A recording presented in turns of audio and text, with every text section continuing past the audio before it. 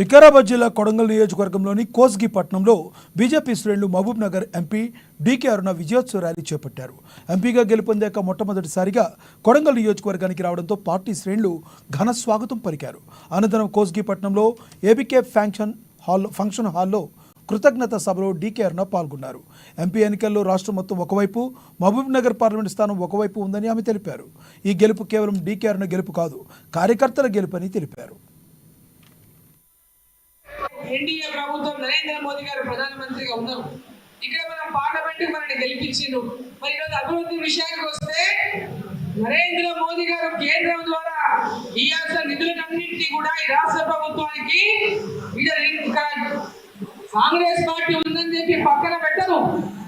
ఈరోజు ఎక్కడ ఏ రాష్ట్రంలో ఏ పార్టీ అధికారంలో ఉన్నా దేశంలో ఉన్నటువంటి అన్ని ప్రాంతాలను అభివృద్ధి చేయాలి. వాళ్ళ అవసరాల యొక్క వారి దృష్టికి తీసుకెళ్తే ఆ యొక్క అవసరాలను ఆ యొక్క అభివృద్ధిని అందజేసినటువంటి విధంగా నరేంద్ర మోదీ గారు పనిచేసిండు. రేపు రాబోయే కాలంలో కూడా మనకు పనిచేస్తారు తెలంగాణ అభివృద్ధి కోసం. తెలంగాణ అప్పుల కూపంలో కూరుకొని పోయింది.